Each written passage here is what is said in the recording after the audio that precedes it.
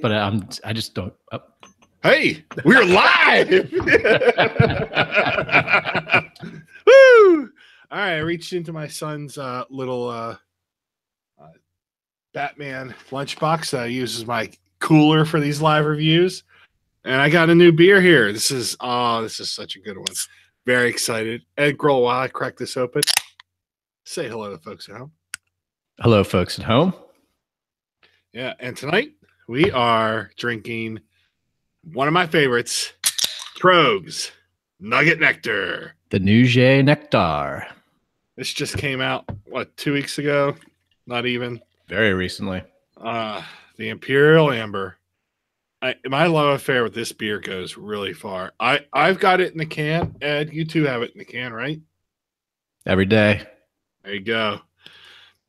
And then I also have it, boom, in the bottle. Oh. So we're going to do a little side-by-side. A lot of people seem to think that there's some variation between the two. And you know what? Maybe there is. I don't know. But we're about to find out. And if there's any beer where I should be able to kind of pick up whether or not there's subtle differences between a bottle and a can, for me, it would be this one. There's no other beer that I drink more of in any given year during this time or any time than Nugget Nectar. And we are going to drink these. And God, there is a ton of stuff to talk about in craft beer that happened today. We're going to probably at least touch on a little bit of that. Yeah, some heartbreaking news. But yeah, I got one on draft last week when it came out, or when it was first on draft around my house.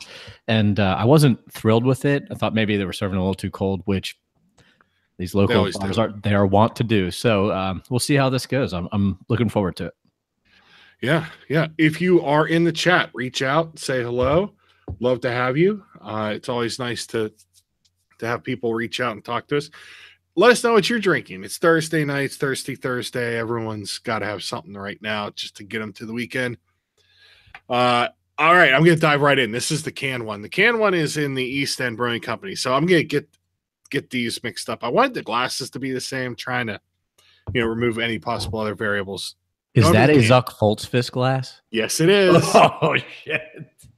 Yes, it is. The guy who used to try and fight his customers in the parking lot. That guy? He fought me. Fight me. He yelled at me. Man, I love that beer. What glass you got there, Ed?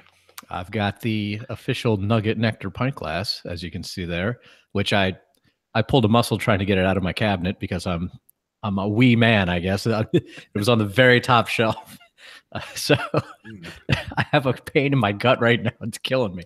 I hope you didn't give yourself a hernia or something. No, shit. Hey, Joel in the chat. How you doing, Joel? John, hello.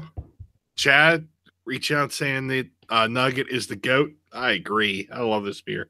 Now for the bottle. Yeah, it's the same. And if you think this is just some kind of contrived reason for me to drink two of these on a podcast, you're right. Yeah. Thus concludes our vertical. Yeah. Man, I'll tell you what, this is really good. This is by far my favorite beer that Troegs puts out year in, year out. I love the Nimble Giant. I think that it's so good. And come June, I'll be really excited to try it. I love Mad Elf, but man, nothing beats their Nugget Nectar. It's just so good. Recent years, the Nimble Giant has taken over for me. It's got a real soft spot in my heart, and maybe it's just because it's the new kid on the block. And I've had, we've been drinking Nugget Nectar for a very long time. Still very good. I will have to say that my fears have been, put down. The one that I had on draft definitely is not indicative of how good this beer is. No. I've had it a number of ways already. I had it so far in the can, in the bottle. They did a nitro version, which I'll talk about a little bit later. I had it on draft, and then I had it on cask, infused with Simcoe, and that was great. I mean, just so dank. just really earthy Simcoe. It wasn't Capissy.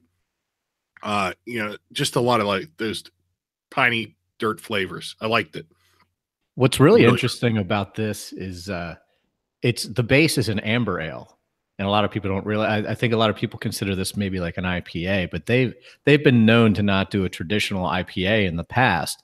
The hopback very similar, and this is more of an imperial kind of hopped up, more souped up version of that. And I think that's an interesting take on it when you pick an amber ale and then you're like, well, we're going to hop the shit out of it and see how it goes, and it really works out. Yeah, it really does. It plays well. Looking at the color and the lacing and the body and whatever else you can discern from this picture, to me, my eyes, I hope the camera looks the same. They are one and the same. I'm not getting any lacing, but that's probably because I pulled this glass right out of the cabinet. So who the hell knows what all went into this or how clean it is? But Joel asks a good question. Any insight as to why they still bottle and can? This is purely a guess. With the bottles, you can still get 6-packs.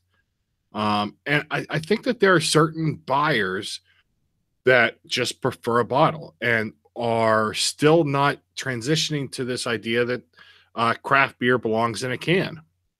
That's a total assumption on my part. Joel, great question. I'll reach out and ask. The thing that I've been kind of pressing on and initially with the release of Nugget Nectar that everyone was talking about is what happened to the Pounders. They did Pounders 3 years ago just for that one release. They still had the bottles then, but if you wanted a can, it was a 4-pack of Pounders, and I loved the Pounders. For me, it was perfect. Ideally, I think that Nugget Nectar should still be available in the 22-ounce bombers. I love bombers. I miss the bombers. The bombers are not coming back.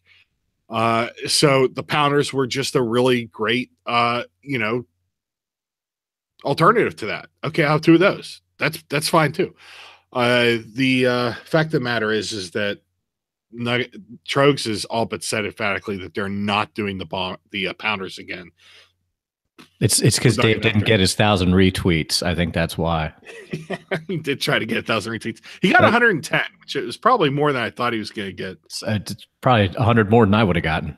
Yeah. I think the packaging is always a difficult question. One of the things that I heard, I don't know how true this is, but this matte black on the can just either is not available in Pounders or they can't get the numbers that they'd need.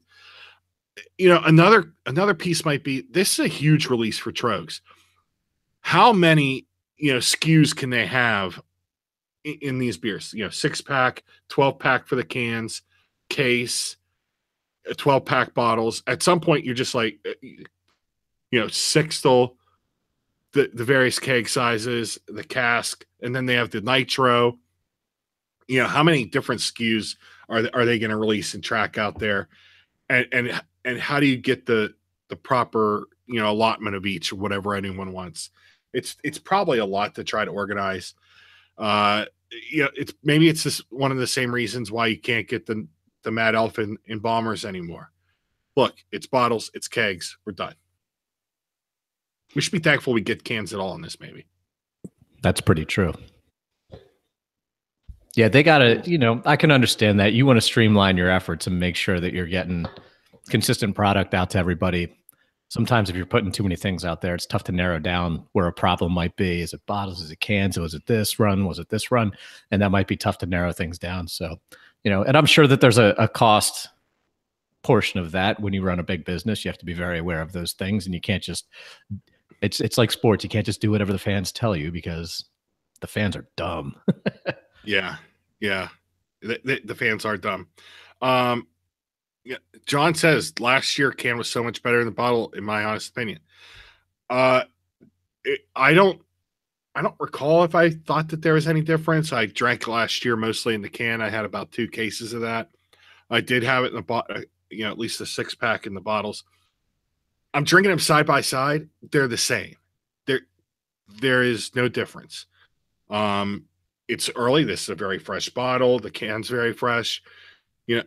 It didn't see any sunlight. I just unpacked it, threw it in the fridge, just cracked it open. This was bottled, what, 2 weeks ago? I don't know. Mine just says freshest by May 2nd, 2018. So happy birthday to May. There you go. So yeah, the beer's more fragile in bottles, I guess. I think that I'm drinking them side by side. I think they're exactly the same. The draft, I think the draft can taste different. I think a lot of times that has to do with the, how clean are their lines? Where are you getting it? Is it properly charged? Has it been properly stored? I don't know. So now these two are the can. There's a lot less room. There's a lot less error that it'd be tough to screw up a can. Yeah. Especially like the old saying, when you go to a beer store, if they have big windows up front, you never buy the beer up front because the light's been beaten on it. And no matter what, green or brown bottles, it can take its toll real quick. Temperature doesn't typically kill beer, but light will definitely kill beer. Every time I see somebody take a picture of beers and they're like out in the sun, all I do is think, get that goddamn beer indoors. Stop it. They stunk immediately. It's unbelievable how quick. They're vampires. Keep them out of the sun. Just like me. Yeah, you are nice and pale. All right, I think it's the LED lighting, which I'm getting a tan off of, by the way.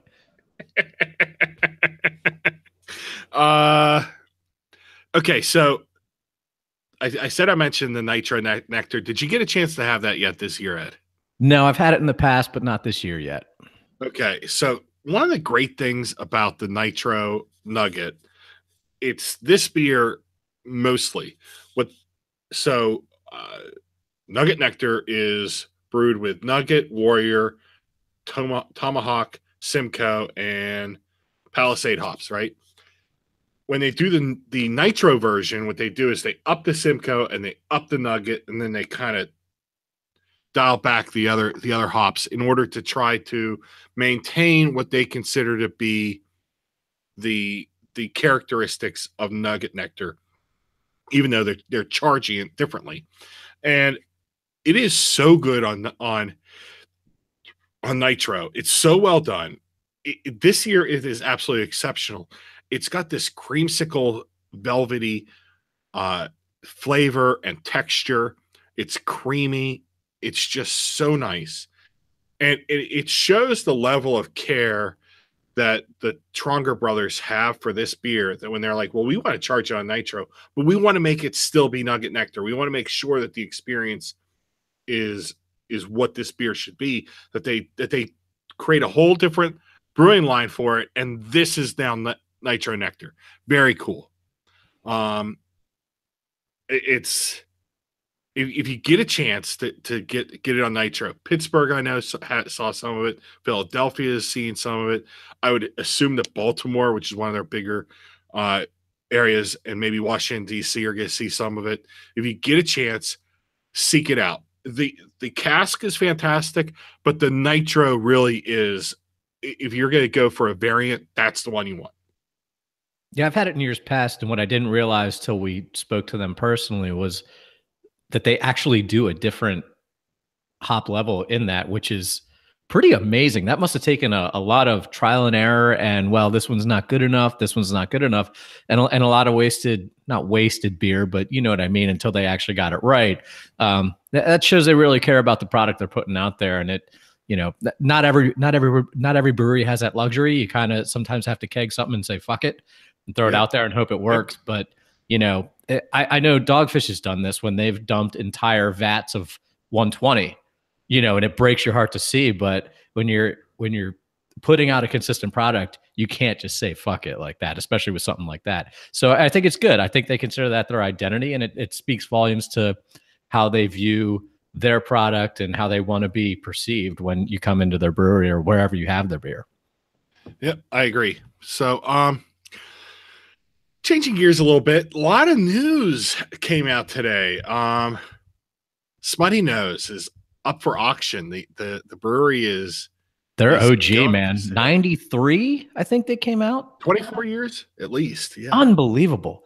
I mean, Smutty Nose was one of the first one of the first craft beers when I started really sweeping into it in the early 2000s, they were always there with their brown ale and their stout.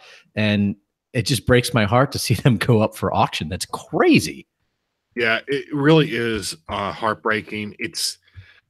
That's a brewery that I got to visit 8 years ago, maybe a little bit more. Um, I was lamenting on the Slack chat that if I had known that they were going to be going under, I wouldn't have tossed out the smutty nose glass I had from that trip when I was doing the move. Um, it was a great place to visit. They had a beautiful brewery. Their beers, I think, are what I would consider the classics of craft beer. I said on Twitter, and it got a lot of traction, and I'm thankful for everyone that retweeted or responded to it, because a lot of people are like, "Well, I really don't care for their beers." Bullshit. These Their guys are stuff the is decent. Anyone who says that is just too caught up in their own bullshit. yeah. They are the OGs, as you said, of craft beer. They were doing craft beer back when it was micro. And the craft beer that we're drinking today exists because of breweries like Smutty Nose and what they were doing. And this is business. I'm not going to say it's unfair what's happening to them or something like that. All I'm going to say is it's sad. And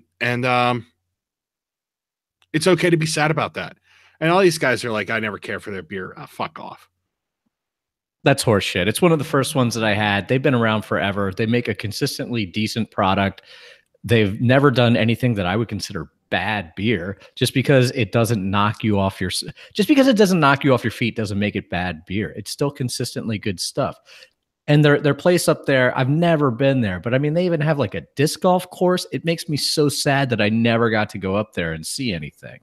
And it just breaks my heart that one of the first things that got me into craft beer. I mean, it'd be like if Anchor Steam went out of business. And I'm like, oh my God, no. Like it kills you. It's like seeing, when you get old enough that people you went to high school or college would start dying and you're like, oh my God. And that's the kind of way I feel about this. It's just like, oh man, I guess this is how it's going to be now. And I think the whole thing was the underneath pressure of all the local microbreweries. I probably in that area because the concentration's so high. I guess they just are bailing out because it hasn't grown. Well, that, and they had a massive expansion, and as we've said on the podcast, going way back, expansions are in this industry are largely done by leveraging capital and basically going into debt. And the way that you get that debt or bring it on is based on potential. And if that potential doesn't pan out, you can't service the debt. If you can't service the debt, then you have a problem, and you go under. And they're not able to service the debt. And it goes to like one of the things I think that people aren't talking about in the industry, which is capacity.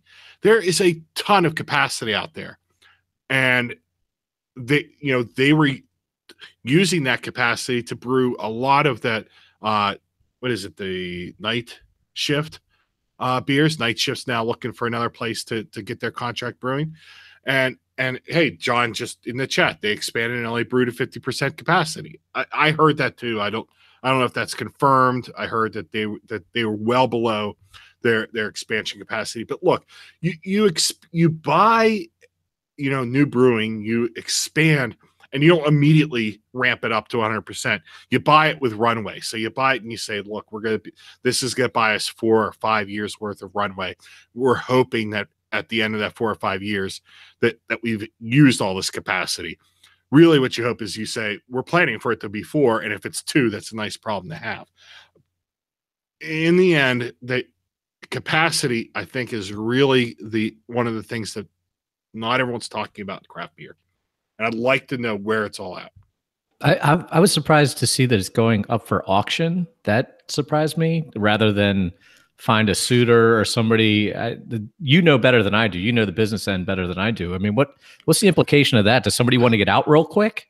I don't know. They had a lot of layoffs recently. They were letting people go. People that had been with them for years were being let go in recent months. What I thought it was kind of odd that they're going up for auction too. look, this is total supposition on my part. I'm going to guess. I don't think you go right to the auction. I think that you quietly make some entrees to individuals like, hey, are you interested? Look, we're looking to make a change, and maybe that just didn't work. I don't know. I find it hard to believe that auction was their first choice. That's all I'm going to say. Yeah, that reeks of extreme debt, or maybe somebody had a severe gambling problem and they have to sell everything off. It sounded very odd to me when I saw going up for auction, and it just boom was right there. It's happening. Like, ah, man, it just blows. And the thing is, they're not alone. You know, Green Flash, they're pulling back. I mean, that's talk about pulling the ripcord. It's an all-out retreat. 32 now states. They stayed in Connecticut, I guess, was the whole thing. But that's another brewery that was huge for, 8-9 years ago. Everyone loved them. They were big and everything. They just opened that place in Virginia, and there's another place. Maybe expansion is not the best idea. It's getting rough out there. It really is. It's really nasty. Is this the bubble? It's looking awfully round.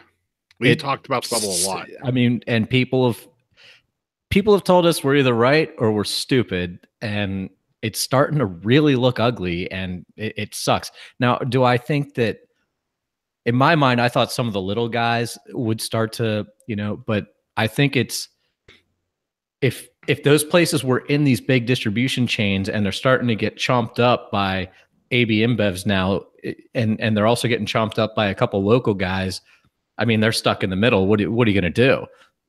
People have seen your product for 25 years or whatnot. Like, oh, well, we can get that anyway. So who knows? It's just, who can put their finger on their pulse? I just think the next year is going to be a little bit weird. We might see some big names that we all know and love maybe take a nosedive here. Who knows? Yeah, I don't know either. Pouring one out for Smutty Nose and Green Flash. Good luck. It's tough out there. It certainly is. Do we want to rate this beer? Yeah. Although I will say the glass that I'm drinking out of really could have used it. I should have at least rinsed it. I just ran right up with it, but like in my cooler, like, yay, I found it. Yeah. Listeners will be surprised to know that we throw this shit together really at the last minute. My computer was rebooting till almost literally 2 minutes before we went live, because I'm the asshole. It's like, I got to reboot everything before we do. And then it's like Windows update. And I'm like, fuck you. Yeah. Yeah.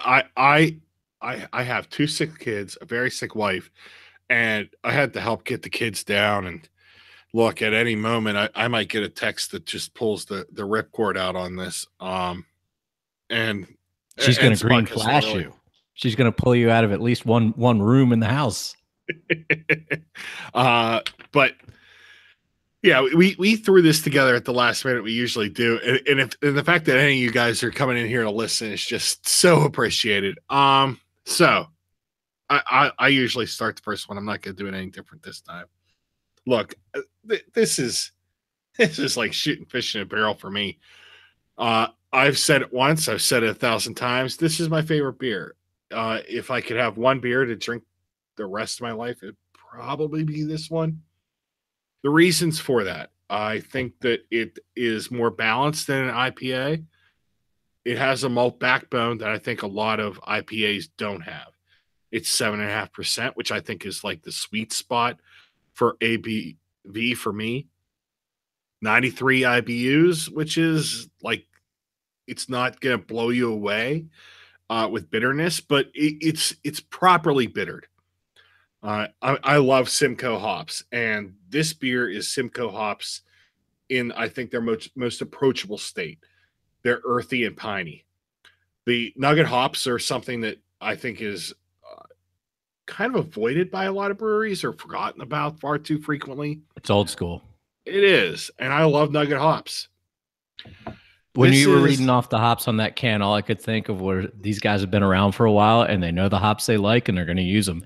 And Simcoe's making a big comeback, but a lot of those are, relics in some brewing circles. Yeah, this is what dry hop beers used to taste like, and I like that. This is a beer I don't get tired of. I don't get palate fatigue from it. I can drink it over and over and over again, and I do. I love this beer. I think that that this is the.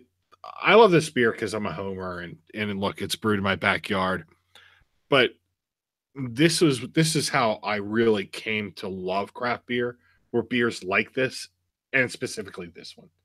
And because of that, it's a 10 and always will be. All right. Well, I don't love it quite that much. I do really like Nugget Nectar. It is something every year people should seek out, have a couple. It's probably not for everybody. It is an imperial amber ale that is hopped up, so maybe not in every IPA lover's wheelhouse. But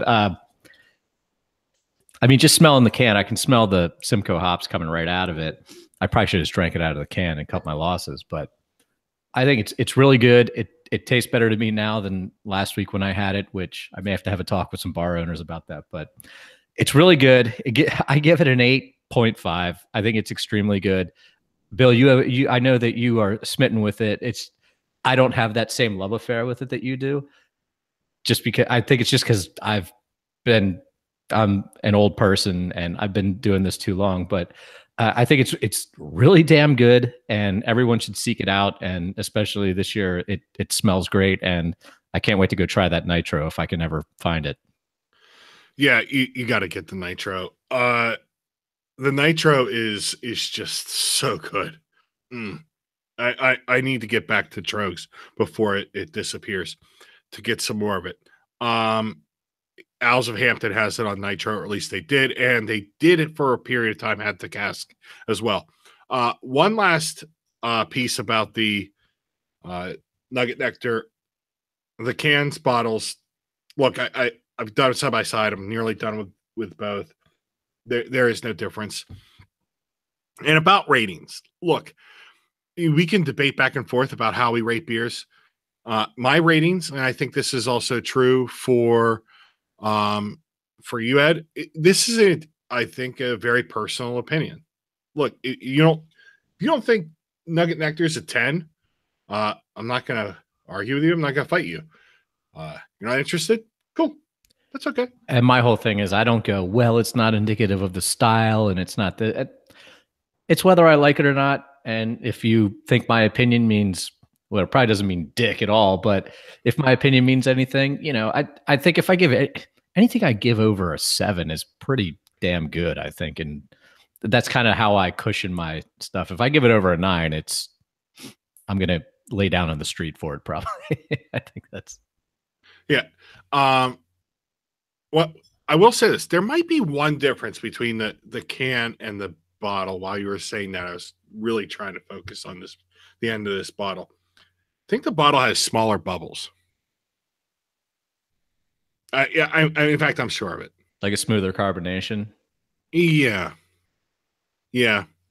The can, I think the carbonation is a little bit more aggressive, and in the bottle, the carbonation might be a little bit more subtle, and maybe not as prickly, and the bubbles are smaller. I don't know. I don't know what that means. If there's anything, it's that. And boys, that's really nitpicking. It's the Don Ho. It's tiny bubbles. Yep, tiny bubbles. All right. In the chat, John's asking, see you at Al's tomorrow, Ed?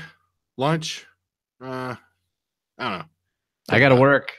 Yeah, he's working. Me too. I'm not looking Maybe forward Saturday to I could go. I don't know. No, Saturday I'm cleaning out the garage. All right. Kids, you're right to laugh at Bill.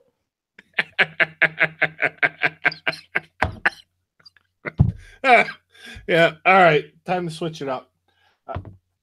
I'm reaching into the Batman lunchbox here, and I'm pulling out a I also appreciate that it's airbrushed like a bad front license plate. Oh, it's terrible. I mean, this is a truly awful lunchbox. Oh my God, that looks like somebody spent way too much on a tattoo. Is what that looks like. This is from my mother-in-law to my son, and he's got a little sticker from like having a good day at school.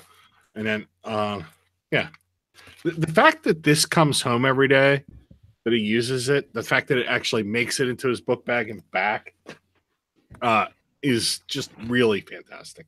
I use the Coleman. This holds an entire case of cans.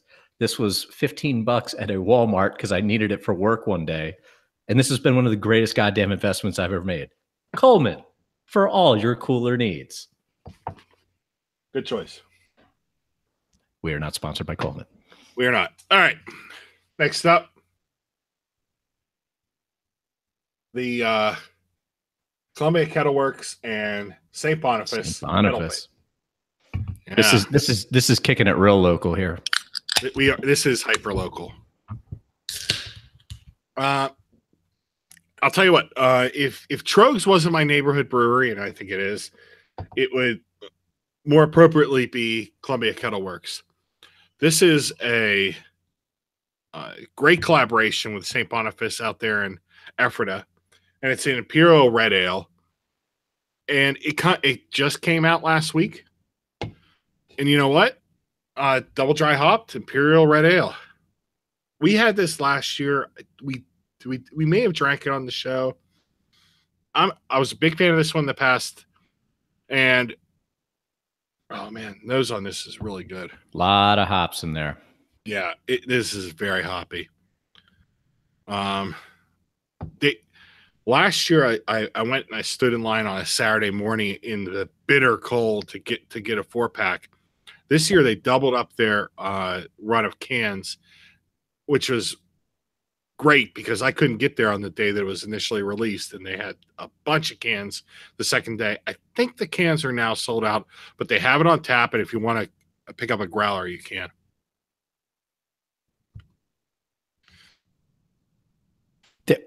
Point of contention. Did you say you waited online? In line. Okay. We could have a whole show about that bullshit, by the way. Yeah, this one.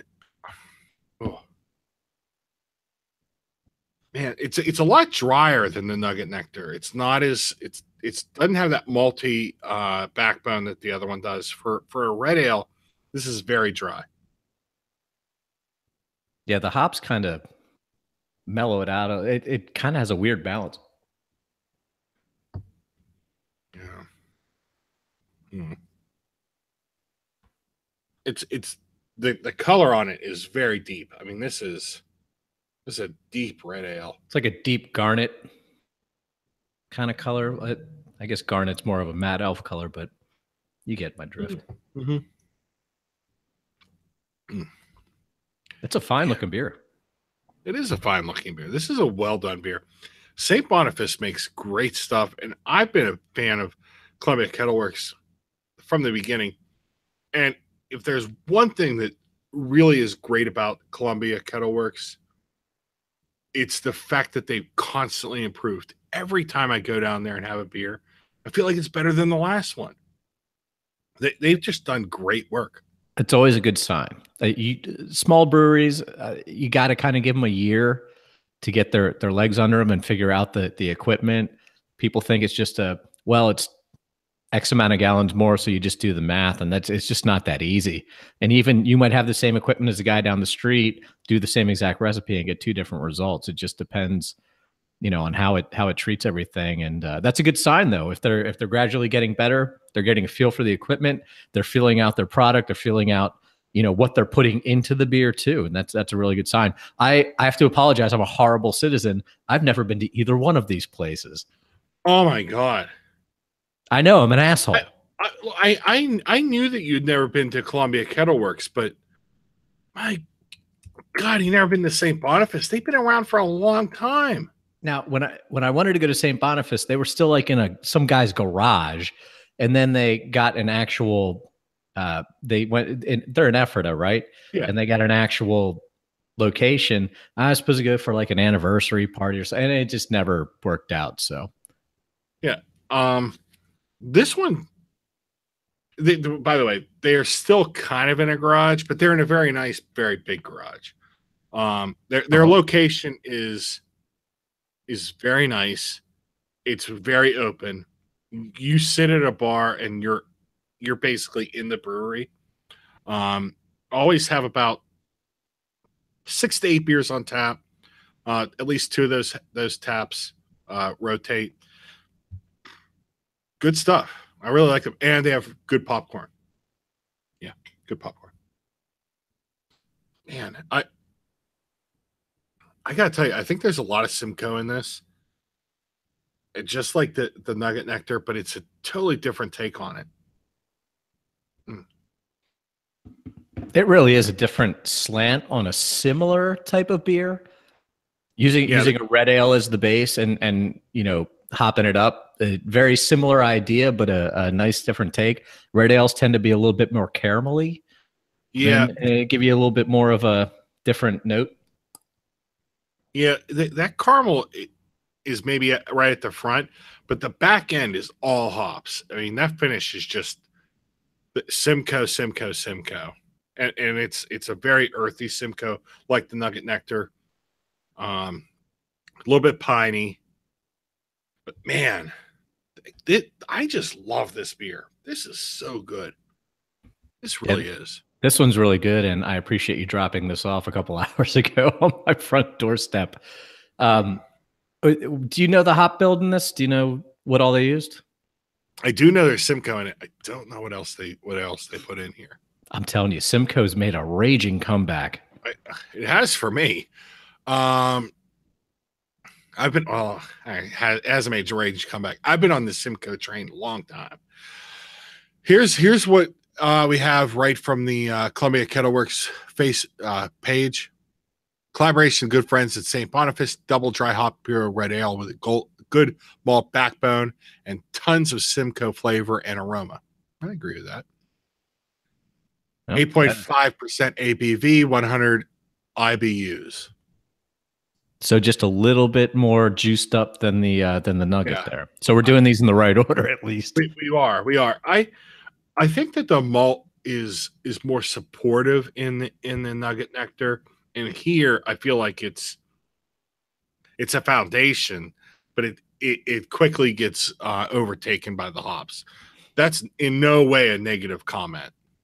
I think the way that the amber structure of the Nugget Nectar plays with the hops is completely different than the way like the red ale maltiness of this plays with these hops. It's a completely different animal, but a similar idea. I commend them on this. There again, I mean, it just looks beautiful. It's great. It's fantastic. Don't know what else in the hop build. The color's great. The body is really well done. The aroma is I think a little subtle compared to Nugget Nectar. Nugget Nectar is a lot more pungent in the nose. You really got to get down in this one to pick it up. If there's one area that this beer might be lacking, it's kind of in the nose for me. When you open it, it hits you right away, and then it kind of like fades off into the sunset. The Nugget, definitely, even smelling the can after I poured it, you could smell the pine notes in it still. And this can, you kind of don't get that lasting. Yeah, I'm take a sniff of the can here, and it's not a whole lot. Not like the Nugget Nectar. No. So the glass that I'm using is from Quinn Brewing Company. You can't really see it here. So I visited Quinn Brewing Company when I was down in Pittsburgh last week. They're in North Huntington, Irwin area. Very interesting place. There are a couple of things that I took away from it that were a little unusual. One, their entire operation is electric. They're not using natural gas to heat their system, which to me sounded completely novel. and they seem to agree that it was very novel. That seems like a lot of learning how to deal with a system. Yeah, they specifically chose to go with electric. They had natural gas available to run, but went with a custom built electric system. One of the things that they said was because the elements sit right in the into the wort whenever they're loading it up and heating it up in the boil, is that they get very exact control of the temperature. Their temperature control is to the degree. They can hit it minute by minute exactly where it's supposed to be. Okay. I think that with really good systems like what Al's running at the BrewCon system he has, I think that's probably true there too. But for these guys, that was true for them. I asked them, I went through there, I did the whole wheel with that they had there. Some of them I thought were very good. Some of them I thought were kind of middling. Nothing was bad. The one that blew me away was the triple. I thought it was very good. Everything else was very nice. Their double IPA was barely a double IPA. And when I was talking with the brewer, really nice guy from Pittsburgh, originally I think an engineer, decided to go into brewing, is that they had a real commitment to very classic craft beer styles. Everything was pretty malt forward, not a whole lot of hops in any of their beers. Their double IPA was, I think, at the margins of what a double IPA really could be in the modern sense. Had the ABV of a double IPA, but it barely had the malt, or sorry, the hop characteristics that we've come to expect. What did they look like? Were they like ambery? They were. Nothing was in that juicy or hazy range. I asked him if he had any interest in pushing for those styles, and he has no interest in it. I asked him if he ever intended to lager. He said nope. He was very committed to the beers he had on the board and what he was making. This is what Quinn Brewing Company is. And he's not canning. He's not distributing outside of just kegs for bars, restaurants, and a couple other accounts where you can pick up a six-still if you wish. And he's got a beautiful space, a nice little bar. The staff was very knowledgeable about what they were offering and the beers they had. If you're going into Pittsburgh, if you're looking for something that's kind of off the beaten track, a little bit different, Quinn Brewing Company might be that for you. I would say that, but your expectations need to be set in that this is going to be, I think, craft beer as it was 10 years ago. And you know what? I'm glad there's someone that's doing that. You said they're in Irwin? Yeah. That's one of the exits where I'm like, oh, I'm almost to Pittsburgh. It's one of the Route 30 exits where you can get off and hit Route 30. I might be going out there here in a few weeks. My buddy's been begging me to come out, so maybe I'll stop there on my way in and check it out. But that sounds really like interesting how they're trying to kick it a little old school and they're being a little grumpy pants about what they want to do, which is fine. I mean, if you're good at what you do, just stick with it. But it'll be interesting to see. I'm interested to see the space. Yeah, it's nice. And look, you can hit up them and then hit up Fury, and then you can hit up the other one in East McKeesport, New Huntington. I'm losing it right now. Like you can hit up three of them like right in a row. Which 3 years ago you couldn't. There was nothing out there. No, there was nothing out there. I asked him, I said, because he's kind of in this in between, almost no man's land that of what Irwin at least used to be between Greensburg and Pittsburgh. But he thinks it's a great spot. He's very happy with it. He's got a lot of traffic. It's a great space. And you know what? Irwin used to be like, oh, we just get gas there on the way to Greensburg or Latrobe for training camp, but he's got a great spot. He's doing great. Christopher Watt, Yellow Bridge, question mark. I have not been there. I heard a lot of great things about Yellow Bridge. I also heard a lot of people going, Yellow Bridge ain't any good. I don't know. I'm going to go out on a limb and say that's in Pittsburgh. Yeah, it's in Pittsburgh. Yeah. No one else would ever have a Yellow Bridge. Yellow Bridge is, yeah. Is it, where is it, near town, out of town? Or I don't know. If I were to guess, I would assume it's on the North Shore. Chris, if you're still listening, where's it at? I haven't been there. I don't know. Pittsburgh's getting breweries so fast that, look, I can't even get to the ones with brewers that I talk to on a regular basis. I talk to Jagoff Brewer on Twitter. I interact with him all the time. And I still haven't made it out to his new place in Sharpsburg. Christopher says Yellow Bridge is in Delmont. Delmont. Yeah. So, it's interesting. I went with Delmont. All right. Hey. Yeah. People ask me all the time, oh, have you been to? I'm like, at this point, like 10 years ago, I probably would have been to every place the day it opened, no problem. And now I'm just like, no, I haven't been there yet. I didn't even know it existed. It's just too much too fast. I mean, there are too many. I don't have the time. Yeah. Look, in 2018, IFS, you, Dave, and I need to make a trip out to Pittsburgh. We need to get it done. We're going to do it. So, all right. Somebody out there can fit us for 3 pine boxes. That would be good because they're needing to ship us back. But like, I'm the type of person that even has the time. And still, I'm just like, God, I'm not. Yeah. I'll give him a couple weeks, whatever. Yeah, really. Oh, hey, what's a catch on if you're here in the chat? What's a catch? You messaged me finally. You mentioned Dancing Gnome last week. We'll take whatever you want to send us, please. Dancing Gnome is really good. I had a great time when I went there. They had just been open, I think, a couple months, and man, were they good. I had a great time there. Yeah, so good. Hey. All right. Hey, it's time for Ask IFS. If you're in the chat, if you have a question for us, throw it out to us.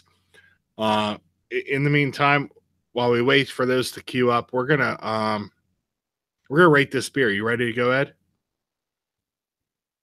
Let me unmute. Yes. All right. Where are you at on this one? I think this is really good. I think it's better than the last time we had it, which I forget how long ago it was, but it's got a real good. The description of it's perfect. It's a dry hopped red ale. It's an interesting idea. It's on the same vein as a Nugget Nectar. I'm giving this a solid 8. I think it's a good drinker. I think people should seek it out. If you like the Nugget Nectar, you're going to like this, but in a different kind of way. It's a little more mild, yet still has the hop, like the bigger IPUs. Jesus Christ, I'm getting drunk. IBUs and a little bit more alcohol to it, but it's really good. And as it mellows out, you get a lot more of the caramelly red ale and a lot of the hops coming out. It's really good. I'd recommend it. Yeah, this is a little bit different than the Nugget Nectar, but I think it's still in the kind of the same vein. I really like the idea of a very hoppy red ale or an amber ale, and then you put Imperial in front of anything, and I get excited. Now I have refilled this glass, but the lacing on this has been fantastic. It's got a nice small bead at the edge for the head. Yeah, you can tell I picked a cleaner glass for this one. That's a nice glass, by the way. We'll talk. I love that. Yeah, these are really great. Speaking of keeping it hyper local, Evergreen. But yeah, that was a good glass that they gave us. Love it. We'll come back to that glass. I'll come back to that glass. The color is just spot on. I think the color is better than it was last year, but memory. I don't try to do that whole year-to-year comparison thing because I think that we as people change more than beers do year to year. It's not overly malty lot of red ales are when you show up for a red ale, you're gonna get a lot of malt. This one is definitely very hoppy. It's a little bit herbal, I think, in the hoppiness, but it's really just that earthiness over and over for me. I don't get any alcohol out of it. 8.5% comes in a pounder can. I really like this one. I'm an 8.5. We're right in the wheelhouse. I like that. Yep. I look. I really liked your 8. I went the extra half a point because this is a style and an execution that I want to see more of, and I want to give that some. I want to give it a little extra. So there you go. Hey, kudos to you. I'm all with you. And it's one of your neighborhood breweries, so I don't blame you for jacking that up a half point. Not that I'm right or or anything, but I think we're definitely in the area that anyone would rate this beer. It's really good. It is really good. This is a once a year beer. God, I really do wish they did this year round. I'd buy cans of this. Has it been a year since we had it last? Really? Yep. God damn. In fact, I will put a link to it in the show notes down below if I can find it. It was I did a he said she said with stouts and stilettos on this beer, and we did a nice little review. If I can find it, I will. I'll throw it here in the chat and into the show notes. You can check the link down below. That blows my mind. And when you were saying that your memory might be clouded about the color, all I could think of was I'm so old that after 6 months, all my memories are in black and white. They just they're fading like an old newspaper. It sucks getting old, man. It does suck getting old. And I'm dropping the link to that. He said, she said right there in the chat. We'll make sure we put it in the show notes below, right after we're done publishing here. Like and subscribe. That's how you do it on YouTube. That's what they like and subscribe. All right. One other point of order. We do have a couple of new stickers here on the IFS Sport. Once we get enough stickers, I'm actually gonna hang it up right here. We have a couple new stickers. We have Quinn Brewing Company. Thank you for them. They gave me this nice sticker. And then Funk. Look at that. Ooh, that we're big fans of Funk. Yeah. And this one was the first one to go on. This is Pennsylvania Handshake. I ripped this right off the can because I just loved the label and stuck it on there. That got re-released this week, so it's back out in the wild. If you're out in Pittsburgh and you want a can of Pennsylvania Handshake, better hurry up. It's so good. I like that it has the controversial upside down independent bottle on that. We could have a whole show on that. Hey, Scott was all about that. So that was one of our best episodes. Anyone who didn't hear it, go back and listen. That was that he's such a cool dude, and man, we had a good time with him.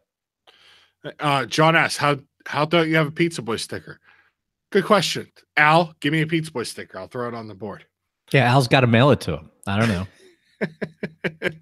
If you're a brewery or another podcast or another beer adjacent business and you want to have a sticker, send it out to me. Hit me up in the slide into the DMs, as they say.